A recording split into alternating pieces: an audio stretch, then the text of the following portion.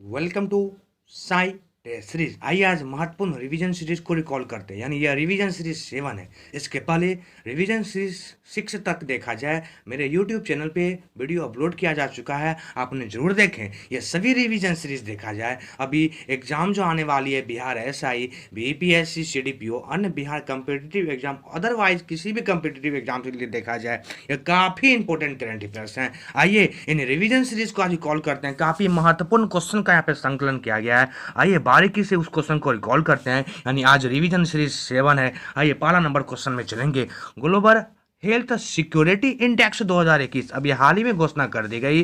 Global health security index 2021 में कौन से देश को प्रथम स्थान प्राप्त हुआ है? यानी ग्लोबल हेल्थ सिक्योरिटी इंडेक्स जो अभी 2021 का घोषणा किया गया ना, इसमें पूछा गया कौन सा देश को प्रथम स्थान प्राप्त हुआ। यूएसए को हुए हैं, यूएसए को। यानी टोटल देखा जाए ना, इस बार 195 देश को सम्मिलित किया गया था इस इंडेक्स में। यानी इस इंडेक्स में 195 देश को सम्मिलित किया गया।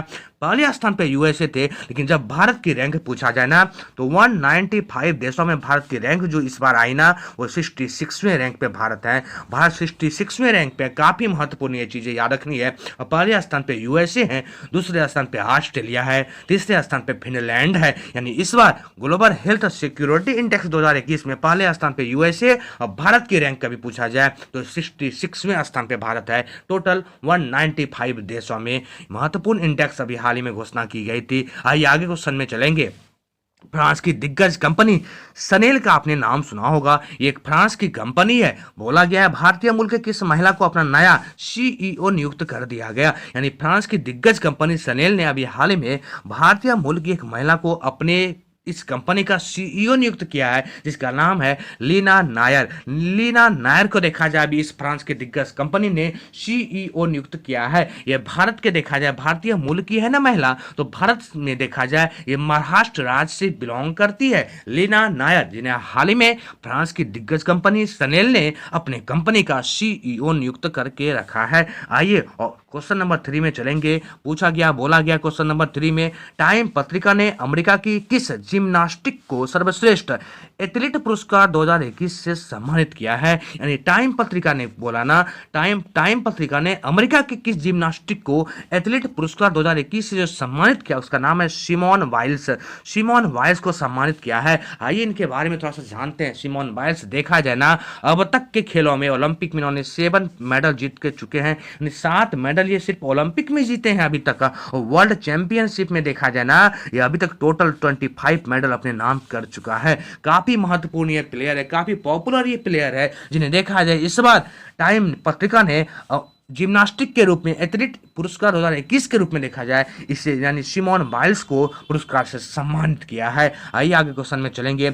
निजी क्षेत्र के कोटक महिंद्रा बैंक, नाम सुने होंगे कोटक महिंद्रा बैंक का। बोला गया है आशु सूयस को कितने साल के लिए बैंक का स्वतंत्र निर्देशक नियुक्त कर दिया गया। यहाँ पे 2-3 क्वेश्चन छिपे हुए हैं, पहले ये चीज को देख लें। कोटक महिंद्रा बैंक, इसके अभी वर्तमान में जो निर्देशक बना दिए गए ना, वो आशु सूयस हैं। आशु सूयस हैं, काफी इंपोर्टेंट नाम होगा आगामी एग्जाम के लिए। आशु सूयस हैं, इन्हें बोला गया जो अभी निर्देशक बनाया गया ना, कितने साल के लिए, तो 5 साल के लिए बना दिया गया है। यानी ऐसे समझिएगा 24 जनवरी 2022 से 24 जनवरी 2022 से 23 जनवरी 2027 तक इनका कार्यकाल रहेगा। यानी 5 वर्षों के लिए आशु सूयस को कोटक महिंद्रा बैंक ने अपना स्वतंत्र निर्देशक नियुक्त करके रखा है, यानी इसे स्वतंत्र निर्देशक नियुक्त कर दिया है। आइए आगे क्वेश्चन में चलेंगे। 5 नंबर पूछा गया, बोला गया है 5 नंबर में, पाकिस्तान क्रिकेट बोर्ड ने किसे अपना नया कार्यकारी अधिकारी यानी सीईओ नियुक्त किया। सीईओ नियुक्त किया ना, यह फैसल हसनैन। फैसल हसनैन को भी वर्तमान में पाकिस्तान क्रिकेट बोर्ड ने अपना नया सीईओ नियुक्त कर दिया है। इसके पहले यानी फैसल हसनैन के पहले देखा जाए, ये जो सीईओ थे ना, वसीम खान थे। वसीम खान का ही जगह ले लिया फैसल हसनैन, जिन्हें अभी हाल ही में पाकिस्तान क्रिकेट बोर्ड ने अपना नया सीईओ नियुक्त कर दिए हैं। आइए आगे चलते हैं। हाल ही में किस खिलाड़ी ने अबू धाबी ग्रेट रैली में लुइस हैमिल्टन का आपने नाम सुना होगा को पीछे छोड़ते हुए अपना पहला फार्मूला 1 विश्व खिताब अपना पहला इन्होंने जीता है, तो नाम क्या है इनका?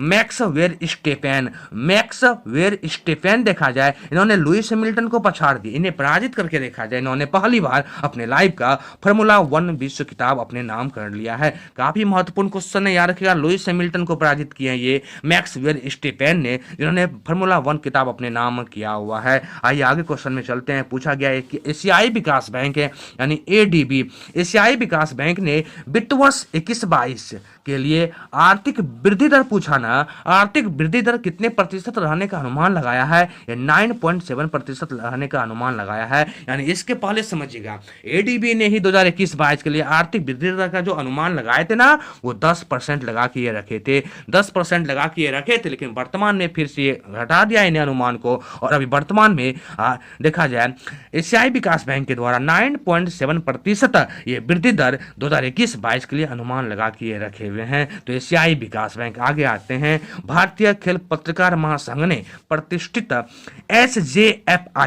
एसजेएफआई पुरस्कार किसे देने का घोषणा किया ना? ये भारतीय पूर्व क्रिकेटर एंड पूर्व कप्तान देखा जाए सुनील गावस्कर को देखा जाए, या एसजेएफआई पुरस्कार से सम्मानित किए जाएंगे। और ये पुरस्कार जो दे रहे हैं ना, भारतीय खेल पत्रकार महासंघ के द्वारा ये दिए जाएंगे। एसजेएफ पुरस्कार सुनील गावस्कर को यह दिया जाएगा। आइए आगे क्वेश्चन में चलेंगे। पूछा गया टाइम मैगजीन ने निम्न में किसे time person of the year 2021 award देने का यानी अवार्ड से सम्मानित किया है? यानी टाइम मैगजीन के द्वारा देखा जाए प्रत्येक वर्ष या person of the year award दिए जाते हैं। जैसे इस बार 2021 का ये जो दिया गया ना, एलन मास्क का आपने नाम सुना होगा, दुनिया के सबसे अमीर व्यक्ति हैं ये एलन मास्क, सबसे रिच व्यक्तियों में पहले स्थान पर अभी एलन मास्क ही हैं देखा जाए।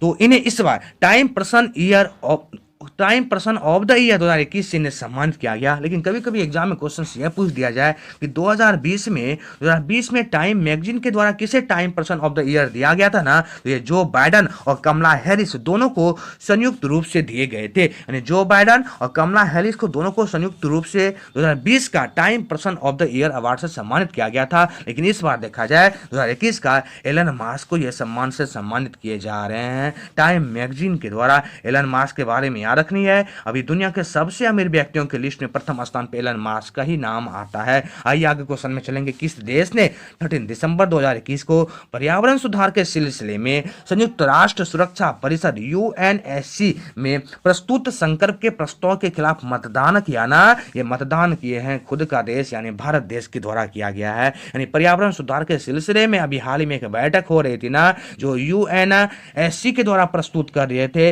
इसके खिलाफ भारत ने मतदान किया। लेकिन वीटो पावर इस पर लगा दिया गया और रूस के द्वारा वीटो कर दिया गया। जो इस मतदान के खिलाफ भारत ने किए थे ना, तो रशिया के द्वारा वीटो पावर लगा के इसको रोक दिया गया है। याद रखिएगा, भारत ने यानी खिलाफ में मतदान किया था। आइए आगे चलते हैं। आईसीसी की तरफ से नवंबर मंथ का देखा जाए सर्वश्रेष्ठ खिलाड़ी का player of the month award दे दिया गया।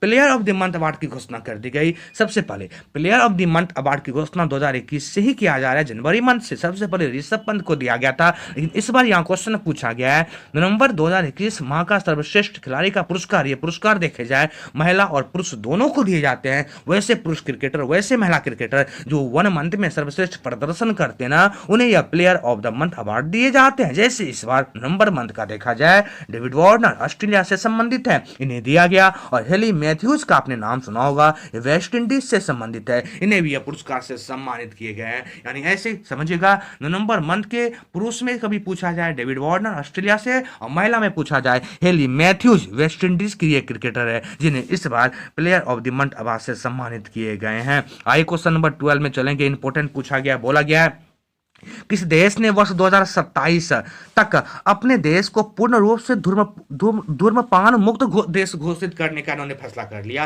यानी नशा मुक्त देश बनाने का घोषणा कर दिया। यह देश है जी न्यूजीलैंड है। न्यूजीलैंड देखा जाए ना, 2027 तक अपने देश को नशा मुक्त देश घोषित कर दिए हैं बनाने को, ये न्यूजीलैंड है। न्यूजीलैंड और 2027 तक आपको पता भी होगा। भारत पॉपुलेशन की दृष्टि से देखा जाए ना, चाइना को पछाड़ देंगे, और भारत जनसंख्या की दृष्टि से से देखा जाए चाइना से भी आगे निकल जाएंगे 2027 के बाद, और न्यूजीलैंड देखा जाए 2027 में पूरी तरह से नशा मुक्त देश बनाने की कोशिश कर रहे हैं 2027 तक। आइए आगे क्वेश्चन में चलेंगे। हाल ही में किस प्रोफेसर को विकासशील देशों के द्वारा युवा गणितज्ञ के रूप में रामानुजम पुरस्कार से सम्मानित किया गया ना? ये रामानुजम पुरस्कार सबसे पहले समझिएगा, ये गणित के क्षेत्र में दिए जाते हैं, गणित के क्षेत्र में दिए जाते हैं, वैसे गणितज्ञ को दिए जाते हैं जो काफी पॉपुलर हो जाते हैं ना, उन्हें दिया। जैसे देखा जाए नीना गुप्ता का आपने नाम सुना होगा, नीना गुप्ता का आपने नाम सुना होगा। ये कलकत्ता में, वर्तमान में देखा जाए कलकत्ता में भारतीय सांख्यिकी संस्थान में गणितज्ञ थे, यानी कलकत्ता में भारतीय सांख्यिकी संस्थान में गणितज्ञ थे,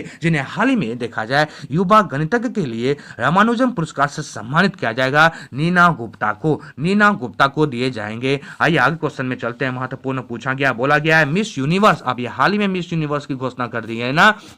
बोला गया मिस यूनिवर्स 2021 का खिताब किस भारतीयों ने जीता है ना? हरनाज कौर सिंधु का आपने नाम सुना होगा, काफी पॉपुलर हो गई है हरनाज कौर सिंधु। देखा जाए ये भारत के चंडीगढ़ से बिलोंग करती है, मात्र 21 वर्ष की अभिनेत्री है जो इस बार देखा जाए ना मिस यूनिवर्स 2021 का खिताब अपने नाम कर लिया है। इसके पहले दो और अभिनेत्री का नाम याद रखिएगा। 1994 में सुष्मिता सेन ने पहली बार ये जीती थी, और 2000 ईस्वी में देखा जाए लाला दत्ता के द्वारा दूसरी बार यह पुरस्कार जीता गया था, जो कि इस बार 2021 में हरनाज कौर सिंधु के द्वारा मिस यूनिवर्स 2021 का खिताब जीत लिया गया है। ये इस बार जो आयोजन किए गए थे ना, इजराइल में किया गया था, इजराइल के इलियट शहर में ये आयोजन किए गए थे, और यह इसका 70वां संस्करण था। ये मिस यूनिवर्स का 70वां संस्करण थे जो इस बार आयोजन किया गया, जिसमें चंडीगढ़ यानी भारत की हरनाज कौर सिंधु मिस यूनिवर्स 2000 खिताब जीतने वाली अभिनेत्री बन गई है। आइए आगे क्वेश्चन में चलेंगे।